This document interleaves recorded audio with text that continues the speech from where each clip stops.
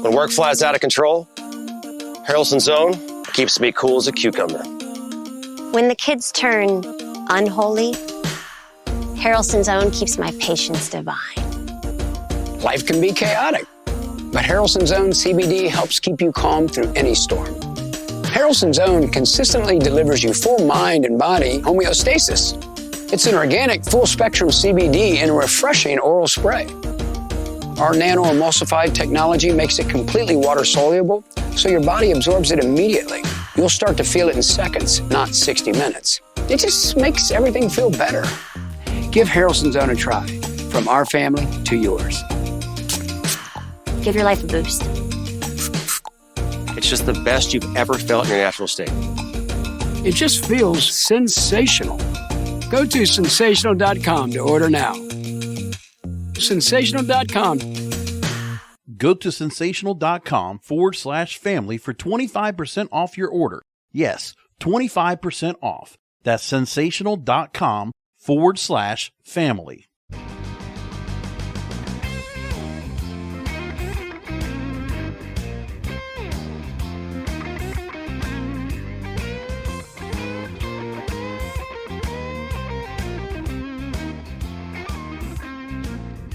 Here we are. It's time for another Blunt Business on CannabisRadio.com, and I'm happy to welcome back a return guest here to Blunt Business. He oversees the leading cannabis emulsion provider, powering beverages, edibles, and even topicals. Best known also for co-founding Gateway Incubator, California's first business accelerator dedicated to the emerging cannabis industry. We welcome back. It's been a couple of years. We only had a little pandemic to get in between us, but I'm here with the CEO of Vertosa, Ben Larson, here on Blunt Business. Ben, welcome back. Thank you so much, Jorge. It's great to be back on. And my pleasure. We had so much we talked about when it came to what you were doing. November 2019 is when we last spoke. Wow, and it was right when you had changed the company's name from Nanogen Labs to Vertosa. And you had also talked about, quote, exceeding our own expectations, and now with our expanded team, unrivaled technology, and partners that match our vision, Vertosa, at this time, you said this in a press release, Vertosa will play a major role in the future of cannabis. So talk to me about the goals you've achieved to accomplish this mission. Well, look, I mean, since that was 2019, it was 2 years ago, pre-pandemic. Let's just say that it's quite the accomplishment for both of us to be here over the turmoil that's happened the last couple of years. So we're excited to be here and just be on with you. What we've done to that end, I guess, is kind of persisted and grown. We work with over 100 brands in the space across 8 different markets and continuing to grow that footprint. And, just continually. How many brands were you working with when we last talked to you compared to now? Oh, man. I would have probably doubled or tripled, maybe. Definitely, probably tripled. Yeah. So we've 3x growth year over year since 2019. So some of that is with the size of clients. Some of that is with some of our clients growing alongside of us. So yeah, probably I would say in the realm of 20 to 30, and then growing up over 100. And of course, because it's the cannabis industry, unfortunately, some brands go by the wayside. New brands come in. Yeah. But there's been a lot of companies that have seen you as a go-to. And I mean, the one thing I've noticed, just going back to follow back up on getting this interview ready, is the amount of partnerships she's made. Oh, this company's working with Vertosa. This company's working with Vertosa. It's been like that. And I got to ask you about how you've been able to juggle all that. But what I want to get into now is very important, because we talk a lot on the program about research and the need for more research out there that's going to be credible, legitimate, that's going to persuade those governing bodies that we're hoping will legalize federally. And the same way goes for even like for the FDA and other government governing bodies, organizations. Do we need to go and have this kind of information out there, and what we can do and what's available for our educational institutions, our institutes of higher learning, to help out to create the chances to give more information and more context and clarity about what's going on with what we know about, in this case, CBG, because we recently have entered into a research partnership with the University of Massachusetts Amherst. And with this initiative, Vertosa is going to offer its internal insights, resources, and raw materials to support UMass's studies regarding the nutritional applications of cannabidiol or CBG, And those interactions with one's diet is a central focus of the research. The partnership will study on the pharmacokinetics and pharmacodynamics of cannabinoids and cannabis-infused products. So take a couple minutes to just explain the main objective of this research partnership. Yeah, I mean, look, the kind of question that was worked in there at the beginning and that last question kind of work in concert. So how have we been able to do what we do and juggle so many different partners? And really the key is focus. Like we focus actually on one very small part, literally and figuratively, of that final product. You know, credit goes to the brands for bringing great products to market. You know, the flavor, the packaging, the branding, the distribution, like that's all done outside of our door. So it allows us to really just focus on creating the best active ingredient that we can. And in order to do that, and the benefit of doing that is that we get to really put the science behind it, the science that everyone is looking for, because we have this concentration of brands that have a vested interest in it. And so as a private company in the cannabis space, we also have to be smart with our money. And as you probably know, doing research is expensive. Doing a pharmacokinetic study is easily into the six figures. And so if we're doing study after study, it's going to benefit us and everyone else if we can find partnerships that are also funded to do this research. And so now, I want to ask real quickly, because of the fact that there's some cases where there might be an oversupply, because we know there's a lot of companies that have that kind of thing that happen, to try to, if they can't go and get the product out to demand. We always hear about Canada and the level of supply they have versus demand and how they must have to export some of their products to other countries. Mm-hmm. I mean, in this case, do you feel like there's something where if you have an overabundance of resources and raw materials, that this is such a great way to go ahead and use what you can't sell or what you can't put on the store shelves? You know, it's an interesting question.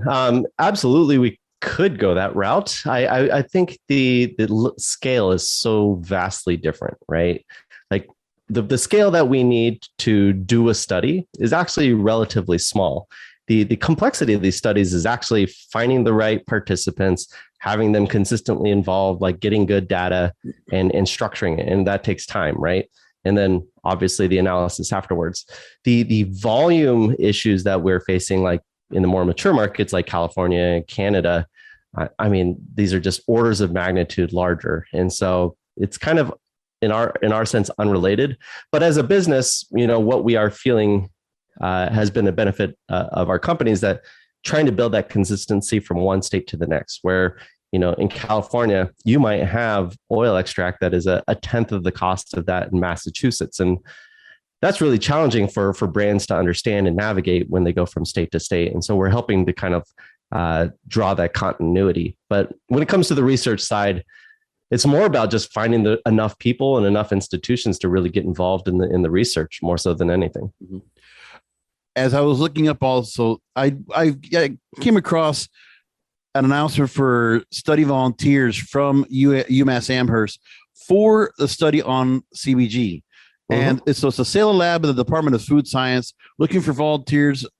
And they would have the participants consume CBG and have blood samples collected throughout a total of 2 8.5-hour days. And participants would return the following morning after each of those 8.5-hour days. 18 years old and older for participants, and there would be no history of pre-existing, and they can't have any pre-existing medical conditions, and be willing to abstain from cannabis or hemp use for the 2-week duration of the study. And might be asked to, would we also be asked to provide a stool sample, and participants can opt out of the portion of the research. What I wanted to find out was, now that's just an idea what they want for volunteers to participate in the study so they can do the research with what you're bringing them. Mm-hmm. What I want to know is, has there been any conversations as to what answers are looking to be, what questions are looking to be answered that both of you collectively are looking to do? Yeah, it's a good question. There's multiple audiences for that question, right? So the study in isolation will be helpful for understanding how CBG might treat IBS or irritable bowel syndrome. The study is designed to analyze how an oil extract alone, consumed in a gummy format, versus a nano-emulsion that we've created, in that same gummy format, like how those might treat it differently and how it might be absorbed into the bloodstream differently. So in isolation, we get to understand how CBG might impact this these symptoms of IBS. But from our perspective, we get to understand a number of different things about our emulsion system, right? How CBG nano-emulsion absorbs versus a distillate, how it absorbs in a gummy format. We have a whole bunch of other data sets back in the lab that we've worked on to understand, how beverage differs from gummy, how different, molecules act in different emulsifiers, so on and so forth. So, for us, it's just this continual collection of data, but we're super excited to do kind of more of these specific application studies with UMass, because we know as a community in cannabis industry that this is the opportunity. We know cannabis has many, many different applications, but it's been really hard for us to pinpoint exactly what medicines are great for what. And so this is just one more step in that direction. And, thank you very much to, David Sella and Galaxy Story and the UMass team for really supporting this, because it's important research. And I know that their organization is going to have a massive impact on the industry. This is great. This is great to see this research being done. The more research, the better. And we don't get to hear enough. And listen, there can be people that want to do things where it's kind of a bit of a philanthropic kind of effort. It's charitable, you can almost say. But the greater good off of what you're going to find out from all this, and that constant pushback on proving time after time the benefits of the plant and the various phytocannabinoids is extremely important. Thank you for putting that out there and letting us know about that. That's really important.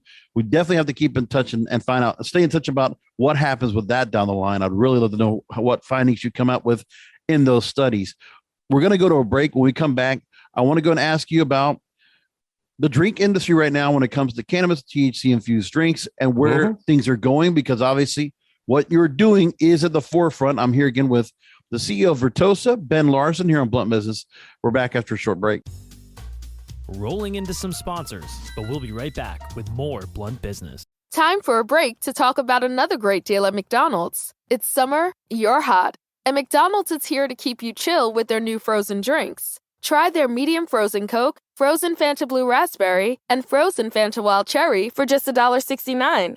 What a sweet way to beat the heat. Grab it through the drive-thru or order on the app. Price and participation may vary, cannot be combined with any other offer. McD app download and registration required. Welcome back. I'm here with the CEO of Vertosa, Ben Larson, here on Blunt Business, return guest to the program. You were recently featured on NutriCast, and you said this quote, I'm going to just take this, but I also want to follow up on some other things. Quote, people definitely look at cannabis and hemp as the panacea of health solutions. Just thought you'd made a great point when you said that.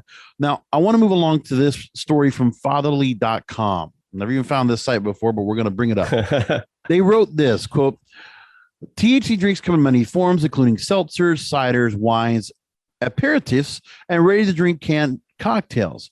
So if you enjoy THC, they might be worth a try. They mentioned from the Brightfield Group that by 2025, estimates for cannabis beverages are expected to exceed $1 billion in sales.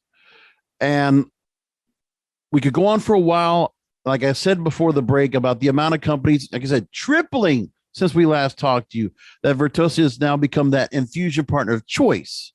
So talk to me about what you've been able to do to keep up with demand while keeping the consistency of the process. Yeah, great question. So keeping up with demand, the challenging thing with beverage is that it's a complicated format, right? And so keeping up with demand is really us spending an inordinate amount of time with our partners to formulate and ensure a stable and compatible product, right? So that's kind of the first stage of product development, and it takes a lot of time. And because we've been working in this category since it's like fledgling state, which many would argue it still is, we spend, like I said, just an inordinate amount of time working with our customers, often for free, to bring their products to market. And then when they do go to market, it's a small amount of cannabis typically in these products. A lot of them are low dose, call it 2 to 10 milligrams each. And the sell-through isn't as great as some of the other categories. And so when you're thinking of it from our perspective as an ingredient provider, the scale is actually in the number of brands that we work with, more so than the number of products being sold through by any single brand. Some brands have hit greater traction than others, but even those, it's not the order sizes that are really taxing on our business. It's just the fervor and the interest in the amount of emerging brands in the space. And so it's a big learning curve for a lot of those CEOs and founders. And because we've touched all these different markets and worked with all these different brands, we've become kind of an information resource for them. So that's one side of the business. We just keep investing in it because we know it's the future. We have a very strong confidence in the form factor itself. We see it in action.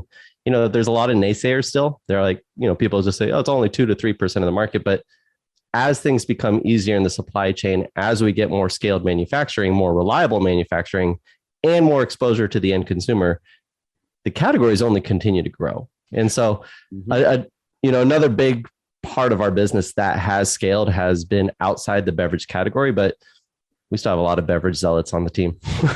Hey, when legalization comes in, whenever that is down the line, we're going to have to understand you're not going to, those people that might just kind of say, oh, it's just 2-3%. Yeah. Well, wait till they find out when you go to a store and the shelves will have, in the same place where you buy an alcohol, you will find cannabis infused seltzers and libations and spirits. That's going to happen. Yeah. Accept it as fact. It's just going to be that way. That's an important point, and I always say that beverage is truly going to take off and be an interesting category when it's considered a beverage alternative instead of a cannabis alternative, right? And unfortunately, right now we're being compared to all other cannabis form factors, but really where we belong is in the infused cannabis section of a Total Wine or Bevmo, right? Yeah. Like right there next to the hard ciders, right next to the non-alcs. And I think it's happening. We're already starting to see some movement in some states where, we are going to be able to see that being the first kind of form factor to really hit the open market. And it's because it's low dose. It's because it's more predictable and controlled. And there's already that kind of structure in these markets to hold adult beverage aside, right? So it'll happen in time. And not even just adult beverages. You'll see them at convenience stores at some point. You'll see the energy drinks. You'll see that there's going to be sodas out there that will be in the same vein. They will also find their spots on store shelves. Yeah.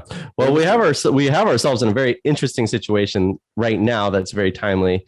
Is that there's been this proliferation of psychoactive compounds derived from the hemp plant, right? So like CBD being converted into various THCs. And in what I can only imagine a state of confusion, the Minnesota legislatures passed through and kind of somewhat legalized these cannabinoids in the open commerce in infused products. And so we'll see how that rolls out. We'll see if they pedal it back at all. But right now, it's like it was just a very odd step in kind of the legalization effort. Yeah, I have to read up on that. I want to go take out a story from InsideHook.com. I actually read them for a lot of things. I don't know.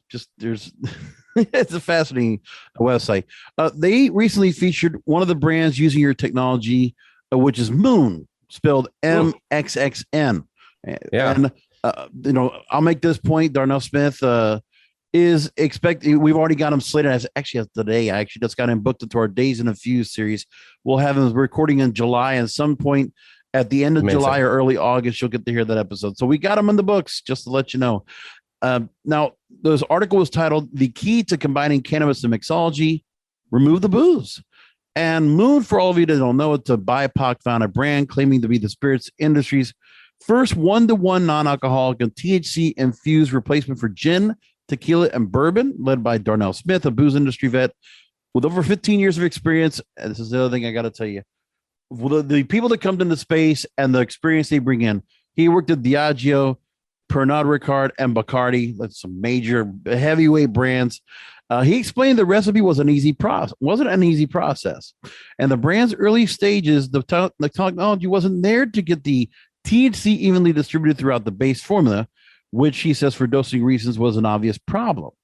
They eventually utilized Vertosa's nano-emulsion technology to solve that problem. The company then also had to find finalize the flavor profile, and make the product shelf stable, which proved more difficult to do without alcohol while still utilizing natural ingredients. So talk to me about that. Obviously, these are these ongoing situations, shelf life, when it comes to keeping the right flavor profile, and then just working with companies like Moon to get them to see where that technology works best for what they're trying to do. Talk to me about that part and the conversations you've had with others that have worked in the portfolio of brands that you're working with to process. Yeah, great question. And first, I'll just start to say, Darnell is like one of my favorite founders. We grabbed lunch in San Francisco not too long ago, so I'm happy that he's on the show. And the man is, like you said, just a wealth of knowledge in the beverage space.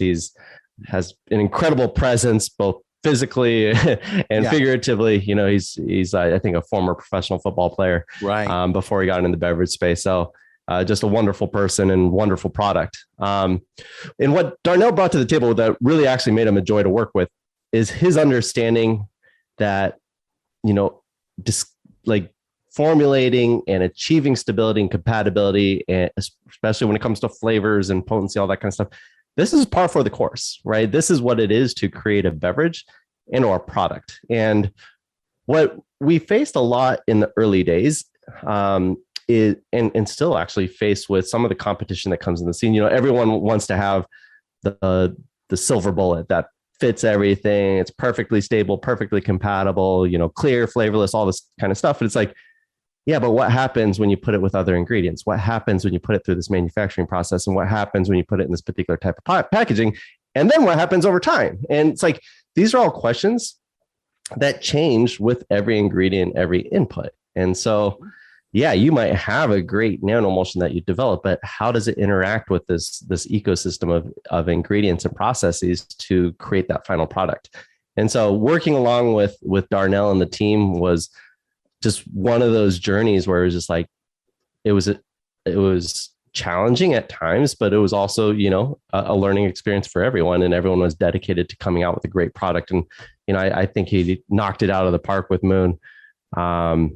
But yeah, it's, you know, for us, when we sit down with a new product, it's like, okay, what type of sweeteners are you going to use? Like, what type of flavors? What's the flavor stability in those flavors that you're using? What's the color stability? You know, these are all things that are important and can be impacted by the nano-emulsions that we use. And so it's a very important ingredient and, you know, shouldn't be an afterthought. And so that's, I think that was the big journey that we went on, is like, maybe the assumption was that the infusion could be like come in at the very end and be an afterthought, where it was actually an important part of the process.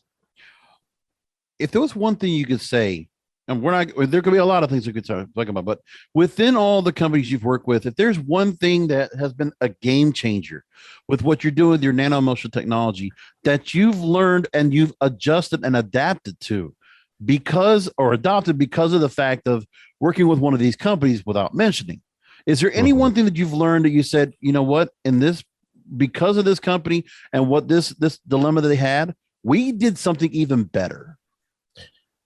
Yeah, you know, it kind of harkens back to what I was just saying regarding like flavor and mouthfeel and the things that we all look for, whether we know it or not, in a beverage, right? And so we were working with a large beer brand in the earlier days, and we had multiple emulsion systems that they could use for their product. Mm-hmm. One was quote unquote clear and more flavorless than the others. One was a little bit more opaque, but a little bit more palatable. And we went through this infusion session, and one tasted exactly like the control. Like, we infused it. It's like, oh, this is great. It looks and tastes just like we made it, you know, without the infusion. It's like, all right, for us, that was a huge success, right? It's like, to be able to like hit that level of standard, we were super happy about. Then they tried the next one, and it had a little bit of smaller droplet size, a little bit more bite to it. And everyone kind of looked at each other and it's like, oh, that one has a little bit more of an adult appeal. It was hard to put your finger on, but it was just this little bit of a bite that kind of reminded you that there was something in it. And that's what they ended up going with. And so, nice. Everyone thinks they know what they want. But when we get down into it and we start talking about what are your priorities and we put in front of it, maybe they choose something that's opaque, and then they work with the coloring to make it look the way they want it, where they maybe previously thought they wanted the clear, but because of the trade-offs or the packaging and the stability, that they decide to go with something else. And that's been the interesting part of the process. And so that's how we've gotten to build such great relationships with all the brands that we work with, is we're very involved in that product development process, because we really care about the category as a whole. And for the category to win, all these products and all these brands need to be great. And so that's what our team is dedicated to doing. It's kind of interesting you make mention that. I was just looking back, and I was just thinking about it. Remember when Barks had the root beer and they say Barks has bite? It's that kind of thing to it. Yeah. But that's also with beer, because you want to have not just the alcohol. When you don't have the alcohol, you're going to replace it. You want to have something there that gives that kind of, because with beer, you're supposed to have that feeling to it. Yeah. It's a hard beverage. So there's the hard part. That's the hard part of what you're looking for. That makes all the sense to me. So I'm glad you were able to go and figure that part out. So it depends on which kind of drinks. You'll realize what the real kind of component goes behind it. Anyway, let's go to another break. By the way, you need to go to the website. If you have a company out there and you're looking to go ahead and look into having your own beverages or products that need their managing technology, then their website is vertosa.com, VERTOSA.com, VERTOSA.com. Take a look at the website as we go to break. We'll be back with final questions with Ben Larson, their CEO of Vertosa, after this. Rolling into some sponsors, but we'll be right back with more Blunt Business. I'm back with final questions with the CEO of Vertosa, Ben Larson, here on Blunt Business. So I'm going back to that Inside Hook article we talked about, which, by the way, is titled "The Key to Combining Cannabis and Mixology, Remove the Booze." Now, they said this as well. I referenced that quote, "The worlds of THC and alcohol haven't really crossed over. And to be honest, that's probably for the best. Not all potentially buzzy experiences need to or should be intertwined. But if you take away booze from that crossover while keeping the idea of mixology in place, suddenly the small but growing industry of bartender-friendly cannabinoid infused spirits and mixtures makes more sense." That's what they said in the article. And we talked about Darnell Smith. Shout out to him. And he told Inside Hook he thinks that products like Moon will appeal to the health conscious and non-boozy drinkers, but also believes they offer real potential to unite the worlds of drinks and cannabis. Quote, "We're not here to completely replace your booze or how you consume it. We're here to provide a new experience and evolve cocktail culture." So, lasting question here. Where do you think about where cannabis-related beverages will ultimately land in the world of wine and spirits? Down the line, you're obviously going to be a part of that market. Where do you see brands like what you're working with? Where are they going to stand on the store shelves? Where are we going to be able to find them everywhere? Will it be that full exposure and we're just going to be used to having cannabis-infused beverages just as part of the normal marketplace? It's a really interesting question. And it's hard to imagine a fully integrated future, right? Because we are so used to adult beverages being built around alcohol. Like there aren't many other substitutions. We see other emerging products categories that don't involve cannabis in the beverage space. One brand that pops to mind is like King Euphorics, right? They use a lot of different ingredients to create kind of an alternative experience. And if we start to see the emergence of these different products, I can very much see them kind of have their own slotting. Like I was mentioning, if you go to like a BevMo, there's very clear sections about, okay, here's your non-alcoholic section, right? Mm-hmm. Here's your hard apple ciders or hard kombuchas. And it's really easy to navigate that. So I could very much imagine it in kind of those realms. The big question is like, do we continue to see these requirements around child safety? For instance, in the cannabis dispensaries, you have like these specialized tops that add actually a pretty significant amount of cost to the manufacturing of the product.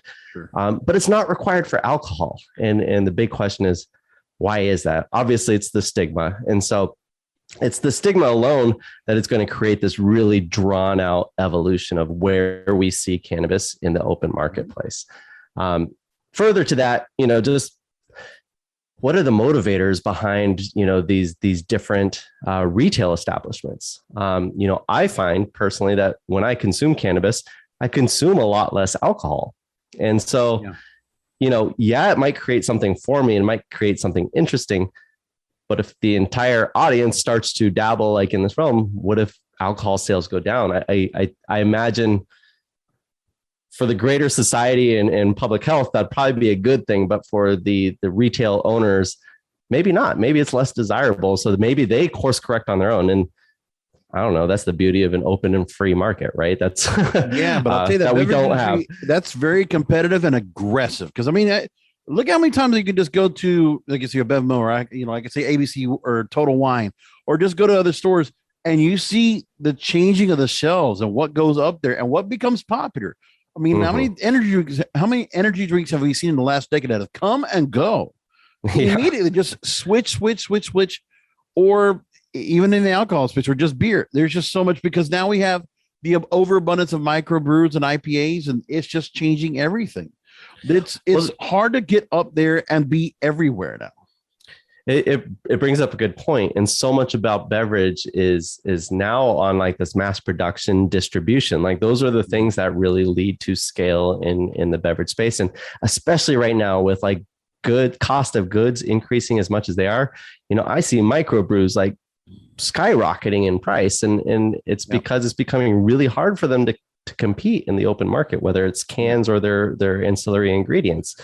And so, what does this mean for cannabis beverage in the future, where distribution is really challenging, retail is really challenging? I think it's an opportunity for there to be disruption and innovation in kind of the whole supply chain itself, right? We see, ginger commerce and grass door coming up in the kind of direct to consumer delivery. We see people getting creative with how they're packaging their cannabis beverages, the potencies, so on and so forth. We have Uncle Arnie's here in California that has been going gangbusters, and it's 100 milligrams, a 12 ounce. That's a lot different than what we're seeing with, the 6 milligram cans, 2 milligrams THC. And so, I think it's yet to be told, but we will see it start making its way. We have a Rosemary Jane in Oakland where they've designed an entire bar that will be a consumption lounge and serve cannabis beverage. Like that's really exciting. That creates access. Same with the consumption lounges and restaurants down in Los Angeles. Being able to order a cannabis beverage while you're consuming a meal, that creates an access point where you can at least try it without like a full commitment to buying, a $30 six pack or something like that.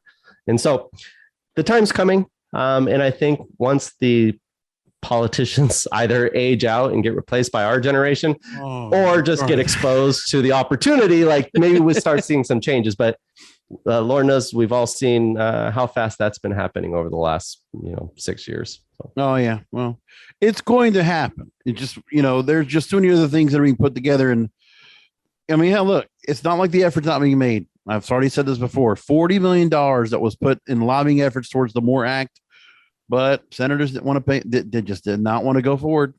And it's every time. Look, this is where we need that midterm election coming up, just to shake up. And it doesn't matter what political side, just to shake the tree and clear out all the corruption as we can, as much as possible.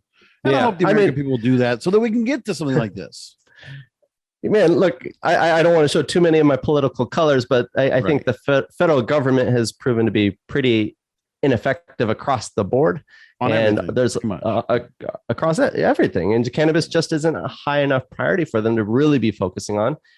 And so it comes down to what's going to happen at the state level, as it has been happening. Right. And I think it's over time, we're going to see a de-emphasis of the federal government and a bigger emphasis on states with, alliances, cross-state alliances happening. We already see the groundwork being laid in Oregon and in California. And, looking at the Eastern Seaboard as all those different states legalize, and they're much smaller than the Western states, like it's only going to make sense to allow for some cross-state commerce. And with that, we get scale, right? Which is funny. Like, I mean, I remember talking about before, and I remember seeing a story about how there are states that are looking to work together to create some interstate commerce where if they're adjoining states, they're going to try to make it where they can go state to state commerce, which is the right way to go. But I'll just say this as we close out. Washington, D.C., if you're listening, if you haven't listened to this program, maybe some of you do. There is one thing. Listen, besides lining your pockets with, lobbying money, you always care about being reelected. Do you want to know the easiest win for a political party or for somebody as a congressional leader to stay elected and stay in office? The easiest win is legalization. Okay. Easy win. Not that hard. Convince your fellow mates to go ahead and do the same. I'm telling you, stop pushing around, stop pussyfooting around. Just do it. Just do it. It's eventual. It's going to happen. Let it be. And everybody's going to win in the long run. Ben, thanks so much for being on with us again. Website is Vertosa, VERTOSA.com. Real quickly, for those that want to reach out to your team and they will be interested in what you're able to offer, talk to them real quick about what you offer and then how people can learn more about what you're doing. Yeah, look, like I mentioned at the top of the show, we're active in many different states. We're headquartered in California, but very active in Canada and many other states. In fact, almost every legal state is accessible by our team now. So if you're looking to create an infused beverage or some other fast-acting format like a gummy, lozenge, mouth spray, so on and so forth, give us a call. We'll work with you. And look, if we're not the right team, we'll hopefully be able to make some connections for you and get you pointed in the right direction. So either way, Vertosa.com is the place to find us. If you want to reach me directly, it's the letter B at Vertosa.com. Fantastic. So thank you again, Ben. Always great to have you on. We'll definitely keep in touch. We'll make sure to go ahead and just keep us abreast of any new things that are going on, especially that research. If you learn anything, I know your team will get back to us and we'll definitely go ahead and get you back on again. Thank you so much, Jorge. It's been great. My pleasure. And thank you again, folks, for listening to the show. By all means, email me if you have any questions or comments, or you have any topics you want me to bring here up on the program, any guests, or if you think you should be a guest on the program, email me, Brasco, BRASCO at cannabisradio.com. And please make sure to rate and review on Apple Podcasts and Spotify. Great places to go. I listen to a lot of podcasts on both. And if they're allowing the rate and reviews up there, we want to make sure this show gets heard by everybody. Your ratings and your reviews will make that possible. Thanks for listening again. We'll talk to you next time.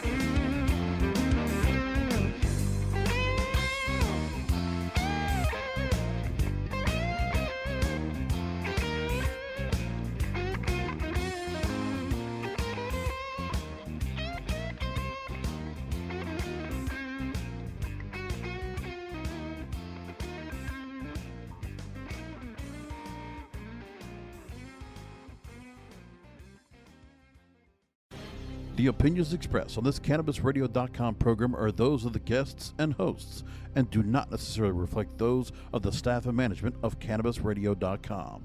Any rebroadcast, republication, or retransmission of this program without proper consent is prohibited.